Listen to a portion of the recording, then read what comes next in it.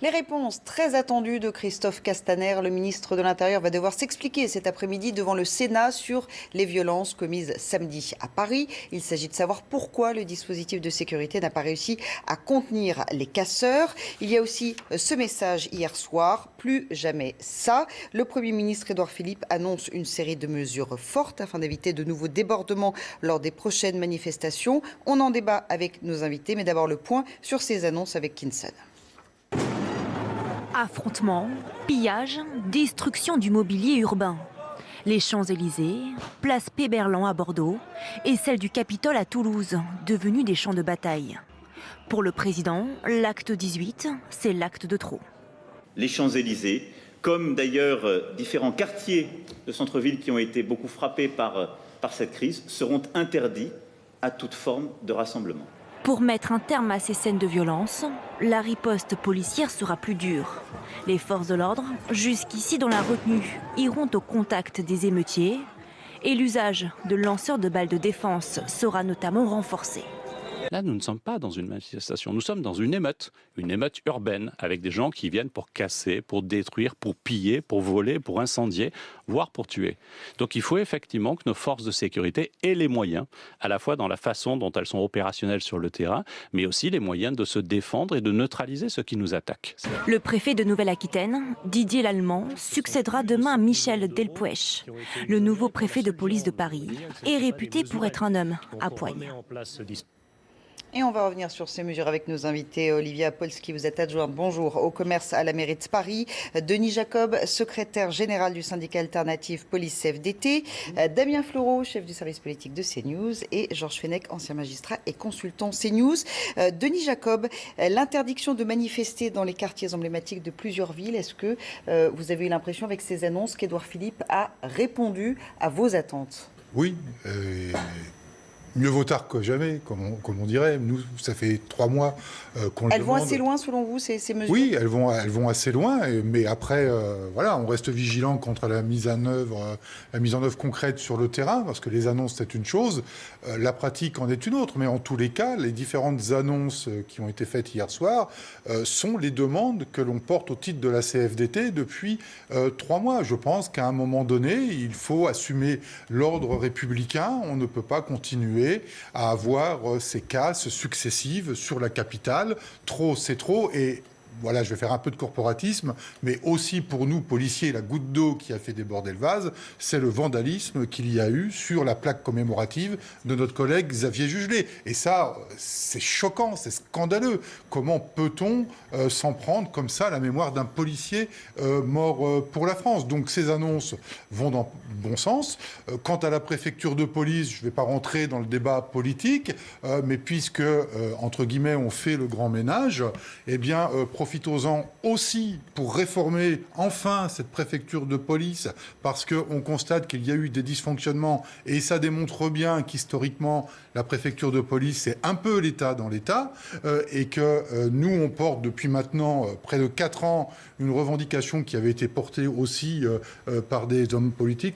Monsieur Fenech s'en souvient, il pourrait en parler, mais c'est qu'on rattache une bonne fois pour toutes la direction du renseignement de la préfecture de police à la DGSI et qu'on rattache la direction régionale de la police judiciaire à la direction centrale de la police judiciaire, ce qui n'est pas le cas aujourd'hui. Et qu'on redonne aussi un peu plus d'autorité au directeur général de la police sur la préfecture de police. Christophe Castaner, ce matin, n'a pas hésité à charger Michel Delpech, qui a donc été limogé.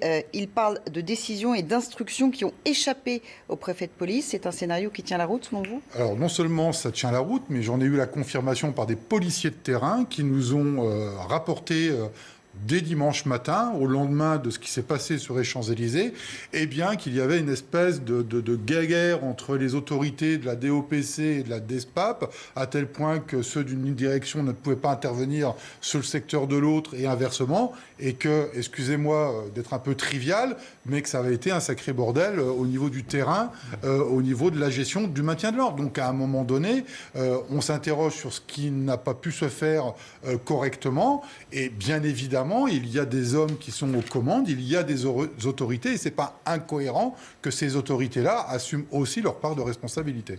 Olivier Potzky, interdiction de manifester désormais dans les quartiers emblématiques comme les Champs-Élysées, ou encore peut-être l'Opéra ou le centre-ville de Paris. Ces mesures, elles vous semblent répondre à ce qui s'est passé, aux violences commises samedi ? La maire a demandé à être reçue, et elle le sera tout à l'heure à 17h par le Premier ministre, parce qu'on a entendu ce qui a été annoncé. Et nous, ce qui nous importe, c'est la sécurité de tous les Parisiens. Donc on verra si ça nécessite probablement quand même des mesures complémentaires. Lesquelles, par exemple ? Moi, je ne suis pas une spécialiste, donc je ne veux sûrement pas m'en mêler. Nous, on est là juste pour que l'ordre, demander à ce que l'ordre public soit respecté partout, parce qu'on a connu d'autres moments où, effectivement, quand les Champs-Élysées étaient, on va dire, interdits, il y a eu des débordements ailleurs. Donc voilà, il faut qu'il y ait des compléments, en tout cas, à cette mesure-là. Alors, Michel Delpuech, limogé pour être remplacé par Didier Lallement. C'est un préfet, ce sont les mots du gouvernement qui a de la poigne. Michel Delpuech en manquait, selon vous ? Écoutez, moi je ne vais pas faire le procès de l'homme. J'ai eu l'occasion de rencontrer Michel Delpuech. Il est arrivé à la préfecture d'une police. Bon, on a dit officiellement que c'était pour remplacer Michel Cadot qui avait eu un accident, mais on sait qu'il y avait un problème dans la gestion de la réforme territoriale de la préfecture de police sous Michel Cadot, notamment dans le cadre de la fusion des arrondissements au niveau de la sécurité.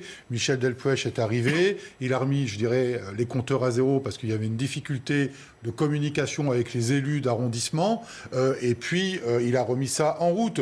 Après, voilà, peut-être qu'il n'avait pas assez de poigne. En tous les cas, je connais un peu mieux Didier Lallement, puisqu'il est déjà passé secrétaire général au ministère de l'Intérieur. On le sait droit, on le sait carré, on le sait effectivement à poigne. Il y en a peut-être besoin un peu au sein de la préfecture de police pour gérer un peu plus durement les autorités en charge des différentes missions. Damien Fleureau, Christophe Castaner lui assure qu'il ne s'est pas fait recadrer ni réprimandé par Emmanuel Macron. Il reste donc en poste, même si certains imaginaient dans l'opposition qu'il pourrait éventuellement quitter le gouvernement après ces incidents. Oui, alors on n'est pas obligé de croire sur parole le ministre de l'Intérieur quand il nous dit que tout s'est bien passé avec le chef de l'État. On sait, Emmanuel Macron a été très en colère. Alors peut-être n'a-t-il pas visé personnellement et uniquement le premier flic de France, le ministre de l'Intérieur Christophe Castaner, mais on sait qu'il n'a sans doute pas passé un bon moment dans son tête-à-tête avec le chef de l'État, lorsqu'il y avait également le Premier ministre ou la garde des Sceaux. Christophe Castaner, on sait, ce n'est pas un technicien de la sécurité. Quand il a été nommé, il voulait ce poste à tout prix, mais il n'avait finalement pas d'expérience dans ce domaine. Et il est ministre de l'Intérieur dans une période de crise pour cette question du maintien de l'ordre, une période qui est assez unique dans l'histoire de la France. C'est un ministre qui est très proche du chef de l'État, un fidèle de la première heure, mais qui a été sur la sellette et sur le grill à de nombreuses reprises, notamment au moment de l'affaire Benalla. Et donc il va retrouver encore une fois cet après-midi les membres de la commission des lois du Sénat qui connaissent bien Christophe Castaner. Castaner les connaît bien aussi. Alors on va revenir avec vous, Georges, sur cette commission des lois du Sénat qui va donc entendre et Bruno Le Maire et Christophe Castaner. Quel est son objectif cet après-midi ? Alors, ne faisons pas de confusion. Il ne s'agit pas d'une nouvelle commission d'enquête. Oui, bien sûr. C'est bien la commission permanente des lois et la commission permanente des affaires économiques du Sénat qui vont auditionner les deux ministres de l'Intérieur et de l'Économie. On comprend pourquoi. Il n'y a pas d'obligation de prêter serment. Les auditions ne sont pas du tout dans le même cadre qu'une commission d'enquête. Mais rien à voir avec l'affaire Benalla, on n'est pas du tout dans ce cadre-là. Mais il est dans le rôle du Parlement. Et d'ailleurs, prochainement, je crois savoir que l'Assemblée nationale aussi va auditionner ses ministres. C'est le rôle du Parlement de contrôler l'action gouvernementale, notamment par le moyen de ces auditions par les commissions permanentes, pour ensuite exercer un véritable contrôle au point de vue législatif, au point de vue des dispositifs. Tout cela peut donner lieu à la rédaction d'un rapport, à des déclarations publiques. On est dans l'activité normale d'une commission qui veut comprendre, un Parlement qui veut comprendre où ça a dysfonctionné et qu'est-ce qu'il faut faire pour éviter, bien évidemment, que cela se reproduise.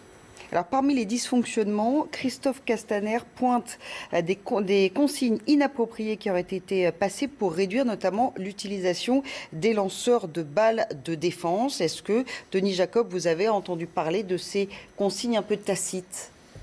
On sait que les munitions ont été adaptées. Je pense qu'il y avait une volonté d'avoir le moins de blessés possible, ce qu'on ne peut pas reprocher. On assure le maintien de l'ordre républicain, mais ce n'est pas non plus pour aller faire des blessés volontairement.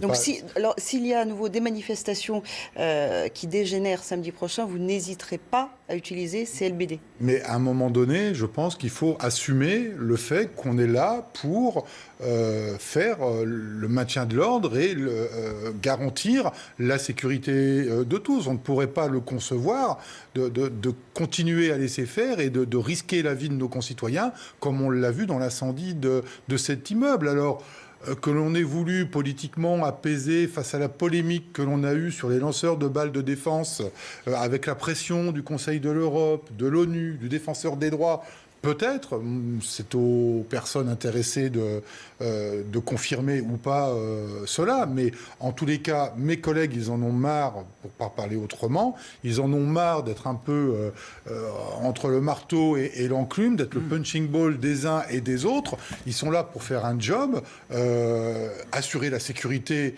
de tous, mais surtout de la grande majorité, et on a une minorité qui trouble l'ordre public, et il faut que ça cesse. Et donc, les annonces qui ont été faites, qui sont des annonces que nous portions en revendication, notamment le fait d'aller au contact, de procéder aux interpellations, mais il ne faut pas attendre que ça casse pour le faire. C'est pour ça que les arrêtés qui vont être pris sont très importants, parce qu'on a une couverture juridique supplémentaire qui nous permet, dès lors qu'on a des individus particulièrement affairés à arracher des pavés, ils les arrachent pas pour le plaisir de les arracher. On sait qu'ils vont provoquer des actes de violence. C'est bien qu'on puisse procéder immédiatement à leur interpellation et puis à les placer en garde à vue et à les déférer auprès de la justice pour qu'ils fassent l'objet de sanctions. Mais avant tout cela, et je me permets aussi de le dire, il faut aussi, et je fais la demande depuis 2 jours à Christophe Castaner, qui engage des poursuites contre tous ceux qui incitent à la violence et à la haine, quel que soit le moyen de communication utilisé, et notamment les réseaux sociaux,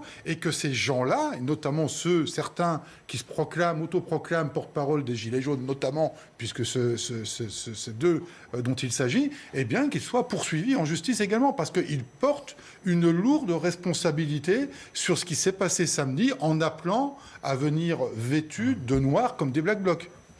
Damien Fleureau, lorsqu'on revoit là en bas à droite de l'écran ce qui s'est passé samedi sur les Champs-Élysées, n'est-ce pas un désaveu pour Emmanuel Macron et pour son grand débat national qui était censé trouver une issue à cette crise des Gilets jaunes? C'est pour cette raison en fait qu'Emmanuel Macron a écourté son séjour dans les Pyrénées au ski, qu'il a convoqué une réunion de crise en présence du Premier ministre, des ministres concernés et qu'il a demandé au chef du gouvernement de très vite monter au créneau et de présenter des propositions pour faire en sorte que les images que l'on a vues le week-end dernier, eh bien, on ne les revoit plus samedi prochain et lors des prochains rassemblements, s'il y en a dans les mois qui viennent, puisque la séquence politique est très importante pour le couple exécutif. Emmanuel Macron, il doit impérativement dire aux Français, et notamment peut-être à ceux qui doutent, qui ont pris leur distance avec cette séquence du grand débat, le temps des propositions arrive, je vais faire le diagnostic de vos doléances, et maintenant, la France va changer. Mais sauf que si la France change dans la violence,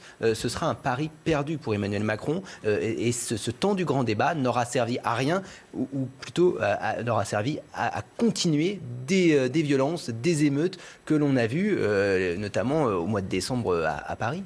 Olivier Polski, je voudrais revenir avec vous sur ce chiffre. 170 millions d'euros, c'est le coût des dégradations depuis le 17 novembre, sans compter ce qui s'est passé samedi dernier, les dégradations des commerces, notamment à Paris. Qui va payer la facture ?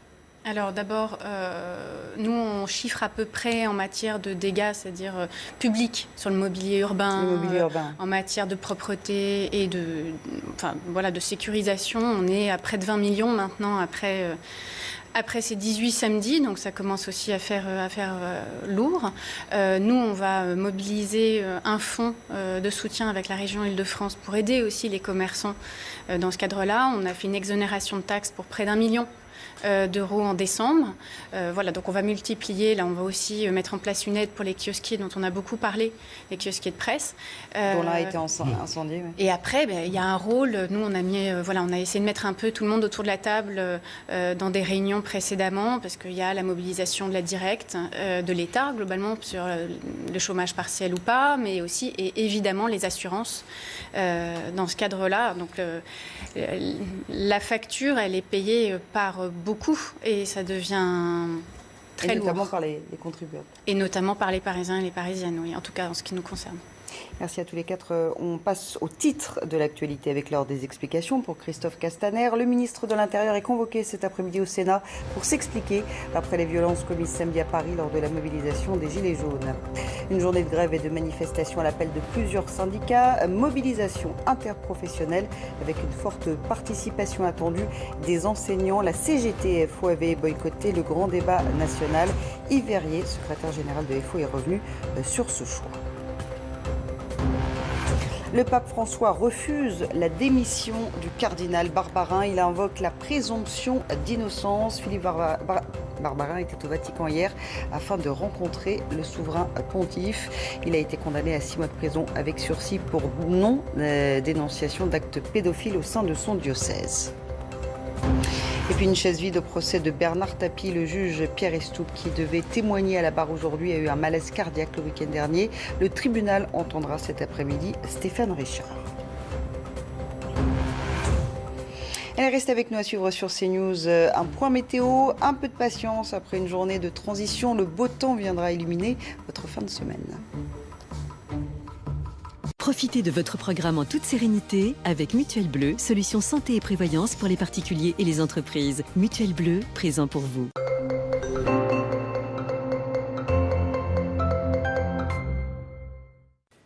Oui, cet après-midi, les températures repartent à la hausse et c'est que le début. Côté ciel, ce mercredi matin, un beau soleil matinal pour la plupart d'entre vous. Des passages nuageux le long de la Manche sans conséquence. Quelques gouttes de pluie possibles localement et toujours ce vent modéré à fort sur le golfe du Lion. Même chose entre le Var et la Corse. Pour l'après-midi, pas de grands changements. Encore du ciel bleu sur la plupart des régions, notamment sur une large moitié sud. Des passages nuageux le long de la Manche. 2-3 gouttes sur le nord-ouest. Mais vraiment, localement, je le rappelle, des températures matinale encore fraîche, dégelée là où le ciel sera clair au lever du jour, moins 2 degrés par exemple à Nancy, même température pour Clermont-Ferrand. L'après-midi, ça continue de grimper, des températures un petit peu plus élevées par rapport à la veille et comprises entre 12 et 18 degrés. Ça commence à devenir intéressant du côté de Montpellier, 18 au meilleur de la journée. On poursuit avec la tendance pour les jours suivants, le même type de temps. Des passages nuageux le long de la Manche sans conséquence. Quelques averses possibles sur le nord pour samedi, sinon un beau ciel bleu sur les autres régions, des conditions printanières pour le début du printemps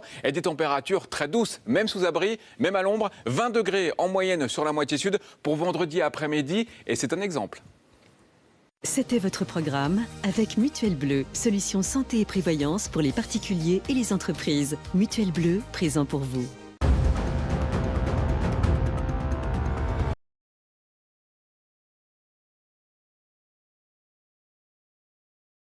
L'enfant disait monospace. Je dis pas mon style. Le patron disait coupé. Le chien disait SUV. Je dis prenons les deux. Il disait ceci, elle disait cela. Je dis Arona. Seat Arona. Do your thing. Jusqu'au 31 mars, profitez de remises d'exception pendant les ventes privées Seat. Avec l'AOP, j'ai la garantie de l'origine de ce que j'achète. Je choisis des savoir-faire respectueux des animaux, de l'environnement et des traditions. Et je sais que tout le monde va se régaler. Derrière le label AOP, la preuve de l'authenticité. Dans la vie, on ne gratte rien sans rien, nous le savons. Vous le savez. Alors remettrez-vous en jeu vos gains pour tenter de gagner jusqu'à 800 000 €. Qui te double? Chaque jour est une chance. FDJ.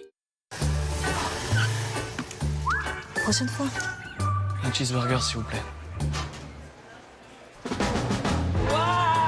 Un cheeseburger? Non, un double cheese. Chez McDonald's, il y a toujours une bonne raison de déguster un double cheese.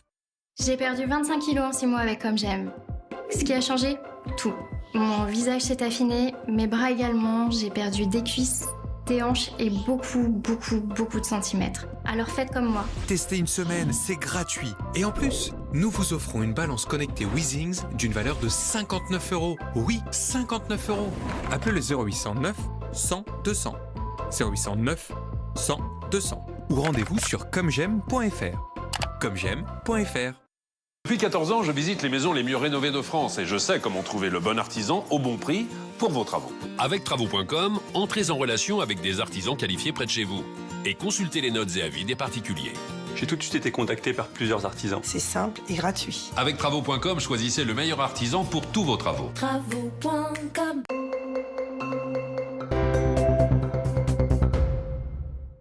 Pour vous qui êtes à la recherche de nouveaux candidats et pour vous qui cherchez un nouveau défi professionnel, l'APEC est là. Pour vous qui souhaitez être bien préparé pour faire passer des entretiens et pour vous qui voulez réussir vos entretiens, l'APEC est là. Pour vous qui avez besoin de recruter de nouveaux talents et pour vous qui voulez savoir quelles sont les compétences les plus recherchées, l'APEC est là. Partout en France, l'APEC est au service de chaque entreprise, de chaque cadre pour faire avancer leurs projets. APEC, nous rencontrer, c'est avancer. Parce que ces atomes sont instables. Salut.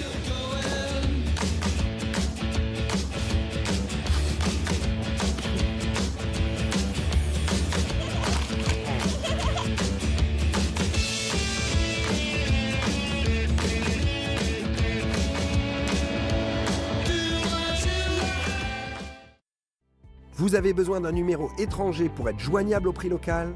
Créez-le en un clic avec l'application On-Off. On-Off, une application, plusieurs numéros. Avec Mimi Bio, j'ai perdu 20 kilos. Mimi Bio, c'est le premier programme minceur 100% bio. On vous livre tous vos repas minceurs bio à domicile. Tous nos plats sont préparés en France et la viande est 100% française. En plus, vous êtes suivi par une diététicienne. Vous perdez du poids sainement et durablement. Alors, mangez bio et perdez du poids. C'est satisfait ou remboursé. Alors appelez le 0800 032 033 0800 032 033 ou rendez-vous sur mimibio.fr. mimibio.fr.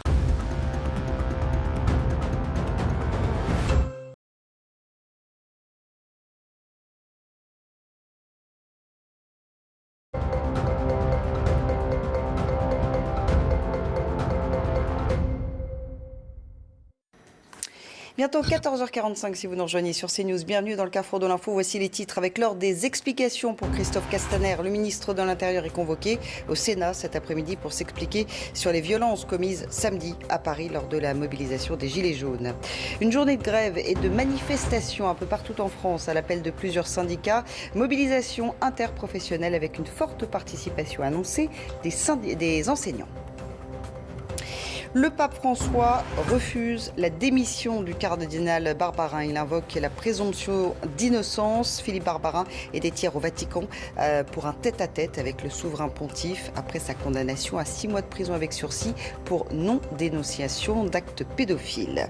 Et puis une chaise vide au procès de Bernard Tapie. Le juge Estoup, qui devait témoigner à la barre aujourd'hui, a eu un malaise cardiaque le week-end dernier. Le tribunal entendra Stéphane Richard.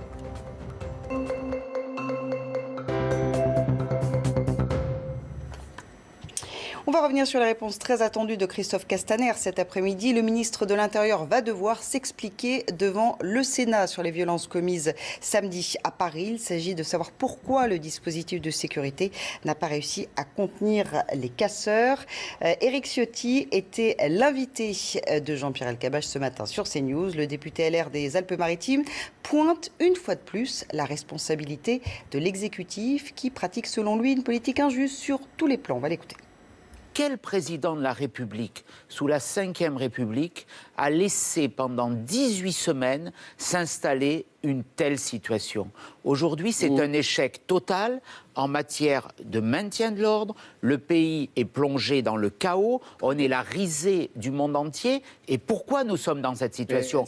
Parce que la politique économique et sociale du président de la République est injuste. Donc, quand nous dénonçons cette situation, mais nous le faisons et nous sommes dans notre rôle d'opposants, mais nous formulons aussi des propositions. C'est ça la différence. Est-ce que vous mobilisez Denis Jacob, décréter l'état d'urgence dès le début du mouvement des Gilets jaunes, c'est ce qu'a suggéré Éric Ciotti. C'était l'une des solutions, selon vous, pour empêcher toutes ces violences ? Non, je ne le pense pas. Et puis mettre au même niveau d'urgence les manifestations des Gilets jaunes du départ et la lutte antiterroriste, puisque je rappelle que l'état d'urgence a été principalement pris pour la lutte antiterroriste. Bon, voilà, il faut remettre toutes les choses à leur niveau. L'erreur, à mon sens, qui a été commise, c'est ne pas avoir apporté une réponse politique immédiatement aux manifestations des Gilets jaunes. Et je fais vraiment la différence entre les manifestations du début du mouvement et les manifestations d'aujourd'hui, qui ne sont plus les mêmes, et on n'a plus affaire, disons, aux mêmes personnes. En tous les cas, on a aujourd'hui affaire à des personnes très radicalisées, dont certaines sont issues du mouvement des Gilets jaunes, alors qu'au début, on avait monsieur et madame tout le monde qui étaient confrontés à des problèmes de pouvoir d'achat. D'ailleurs, on note aujourd'hui qu'on n'entend plus parler des revendications du départ. Le pouvoir d'achat, les taxes, tout ça, on n'en parle plus. On vient casser, s'en prendre à tout ce qui représente le capitalisme, donc l'avenue des Champs-Élysées, et puis on est là pour instaurer un nouvel ordre anarchique contre la démocratie, provoquer. Et j'aimerais ajouter, parce que c'est très important, que les mesures qui sont prises, ce n'est pas pour s'en prendre aux manifestants. Ce ne sont pas des manifestants à qui on a affaire depuis plusieurs semaines. Ce sont des voyous, ce sont des casseurs. Jusqu'à samedi dernier, Damien Fleureau, on parlait, parce qu'il y avait eu déjà des incidents jusqu'ici, mais de bons, entre guillemets, gilets jaunes, de gilets jaunes honnêtes. Aujourd'hui, on a l'impression que c'est impossible de dissocier les casseurs des gilets jaunes. En tous les cas, ceux qui se retrouvent dans les rassemblements qui très rapidement dégénère aujourd'hui un samedi, c'est dès 10h30, 11h du matin que l'on constate les premières violences, les premières interpellations en nombre, par dizaines, et non plus à la nuit tombée comme au début du mouvement. Aujourd'hui, 17 000 personnes dans les rues. Samedi dernier, ils étaient 8 000 le 9 mars, contre 282 000 au début du mouvement sur les premiers samedis. Cela prouve bien que ceux qui décident de manifester encore et toujours sont les plus radicalisés, ceux qui estiment que les premières réponses de l'exécutif ne vont pas dans le bon sens, ne sont pas suffisantes, et que la seule façon d'obtenir plus, éventuellement, si tant est qu'ils souhaitaient vraiment obtenir plus, c'est par la confrontation, par la provocation. Et aussi par la violence. Alors on va revenir sur ces dégâts. Ils sont chiffrés selon les assureurs à 170 millions d'euros. Et cette somme, elle ne prend pas en compte ce qui s'est passé samedi dernier. Olivia Polski, je rappelle que vous êtes adjointe au commerce à la mairie de Paris. 180 commerces touchés au cœur de la capitale. Et on imagine que certains ne se relèveront pas de ce qui se passe depuis le 17 novembre. Oui, ça commence à faire long, 18 samedis. Donc il y a ceux qui ont été dégradés, saccagés, violemment pillés. Et puis il y a ceux qui ne voient plus du tout de clients depuis maintenant très longtemps. Donc oui, on ne sait pas encore précisément chiffrer, mais moi j'ai eu un contact avec le président du tribunal de commerce il n'y a pas très longtemps qui commençait à dire qu'il voyait des dossiers arriver au tribunal de commerce. Donc il faut effectivement... Alors nous, on met en place un certain nombre d'aides financières, depuis le mois de décembre d'ailleurs. L'État a annoncé un certain nombre de choses comme des exonérations partielles ou totales d'impôts. Ce sera peut-être même pas suffisant malheureusement. Alors on va revenir maintenant sur le tour de vis de l'exécutif et les annonces hier du Premier ministre Édouard Philippe qui a donc annoncé hier le limogeage du préfet de police de Paris, Michel Delpuech. Il fait le choix de la fermeté en nommant à sa place le choix de Didier Lallemand. Denis Jacob, peut-on dire aujourd'hui que la préfecture de police de Paris, c'est un État dans l'État ? Je pense qu'il n'y a pas besoin de dire aujourd'hui. Ça a toujours été. L'atypisme de la. Mais est-ce que ce qui s'est passé samedi, c'en est une illustration criante ? Il semble que les problèmes de commandement au sein de la préfecture de police n'aient pas été portés à la connaissance du ministre de l'Intérieur, ce qui semble quand même très étrange et étonnant.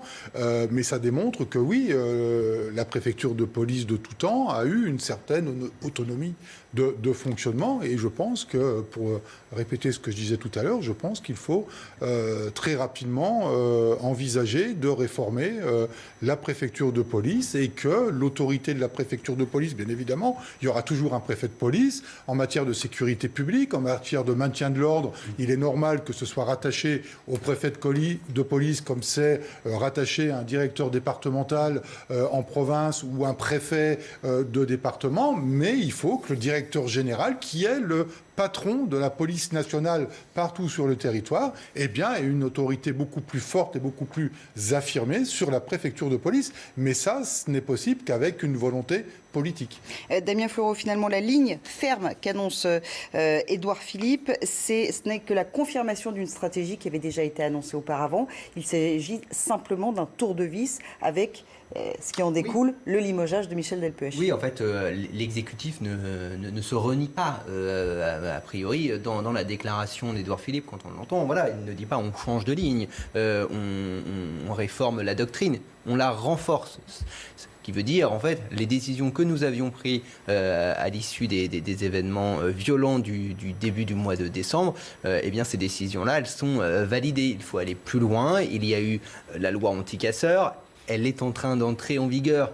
Il faut qu'elle passe, notamment sur 3 articles, eh bien la validation du Conseil constitutionnel. Mais l'exécutif ne se renie pas. Christophe Castaner est peut-être un ministre en difficulté. Certains disent en sursis, mais il est toujours à sa place aujourd'hui, en fonction, son secrétaire d'État, Laurent Nunez, également. Parce que c'est un très proche aussi, Christophe Castaner, du président de la République. Oui, c'est un fidèle de la première heure. Il a rejoint Emmanuel Macron très tôt dans la campagne présidentielle. Christophe Castaner, il souhaitait obtenir ce poste très prestigieux de ministre de l'Intérieur, premier flic de France. Les ministres de l'Intérieur ont toujours été des fidèles du chef de l'État. C'est une fonction très sensible, et on le voit dans la période. Et puis se pose aussi la question d'un éventuel remplaçant. Mais qui pour remplacer éventuellement Christophe Castaner? Ce n'est pas évident. La question s'était posée quand Gérard Collomb avait démissionné de son poste. L'intérim avait été effectué par Édouard Philippe, le Premier ministre. C'était inédit, mais c'était le temps justement de valider cette décision. Ce n'avait pas fait l'unanimité au sein du camp même du président de la République, mais finalement, c'est le choix de la fidélité qui a été choisi par Emmanuel Macron, pas celui forcément de l'expertise. Alors, on a entendu Christophe Castaner qui s'est exprimé notamment chez nos confrères de France Inter ce matin. Il va donc s'expliquer cette fois-ci tout à l'heure devant la commission des lois du Sénat. Il s'exprimera la semaine prochaine, le 27 mars, avec Nicole Belloubet, cette fois-ci devant l'Assemblée nationale. Georges Fenech, est-ce qu'on peut s'attendre à des surprises, à des révélations qu'il n'a pas déjà faites devant la presse, le ministre de l'Intérieur? Des explications, en tout cas, parce que dans cette table, pour l'instant, on ne sait pas. Qu'est-ce qui s'est réellement passé? En quoi, effectivement, la chaîne de commandement n'a pas exécuté précisément les instructions ministérielles? Qui, pourquoi, comment? Tout cela, on a besoin de clarification et ça va être le but de ces auditions. Mais ce scénario d'une préfecture de police de Paris qui, finalement, prend des initiatives personnelles sans en référer au ministre de l'Intérieur... Comprenez bien, pour compléter ce qu'a dit M. Jacob, en France, vous avez en fait 2 grands directeurs. Vous avez le directeur de la police nationale, le DGPN, qui réfère au ministre, et vous avez le préfet de police de Paris, qui a finalement rang de DGPN et qui réfère non pas au DGPN, mais au ministre. Donc vous avez quelque chose de bicéphale, et ça peut poser problème au niveau du commandement, des instructions et de la mise en œuvre du maintien. C'est pour cela que moi je rejoins totalement ce qui a été dit. Peut-être qu'il serait temps aujourd'hui, au-delà de la question des hommes, parce que moi je connais bien M. Delpech, j'étais à Lyon en fonction, c'est un grand serviteur de l'État, il ne faut pas non plus le jeter comme ça. Il est servi de fusible hier? Tous les préfets, vous savez, servent de fusible. Quand Gérard Collomb était ministre de l'Intérieur, il avait limogé, rappelez-vous, les 2 préfets du Rhône, suite à l'attentat par un ressortissant algérien qui n'avait pas été expulsé. Vous vous souvenez? C'était aussi 2 grands préfets. C'est la vie, malheureusement, très aléatoire d'un préfet. Mais au-delà des hommes, je crois que c'est vraiment une réforme de structure qui pourrait apparaître à un certain moment. Qu'est-ce qu'on fait de la préfecture de police de Paris demain? Est-ce qu'on maintient cette citadelle ou bien est-ce qu'on revoit le fonctionnement de ce système? C'est aussi ce que vous Oui, prenez c'est ce que nous portons comme revendication depuis maintenant la création de mon organisation syndicale. Mais je pense que nous ne sommes pas les seuls à le revendiquer. Je pense que beaucoup le pensent. Beaucoup le disent à voix basse, mais personne n'ose le dire à voix haute. Eh bien, on le fait aujourd'hui et je pense que c'est important de prendre conscience qu'il y a besoin de se pencher sur la préfecture de police et son organisation actuelle. Alors on va revenir sur les mesures annoncées hier par Édouard Philippe. Interdiction de manifester donc dans les quartiers emblématiques de plusieurs villes de France ou encore la hausse d'une amende pour participation à une manifestation interdite. Cette amende pourrait, qui est aujourd'hui de 38 €, elle pourrait aller jusqu'à 135 €. Finalement, là, on ne parle plus de mesures antidémocratiques. On a l'impression que finalement toutes ces valeurs qui soi-disant avaient été bafouées et qui sont contenues dans la loi anti-casseurs ne sont plus d'actualité. On passe outre. Hein. Moi, je serais peut-être moins définitif et affirmatif. Attendons le visa, je dirais, du Conseil constitutionnel.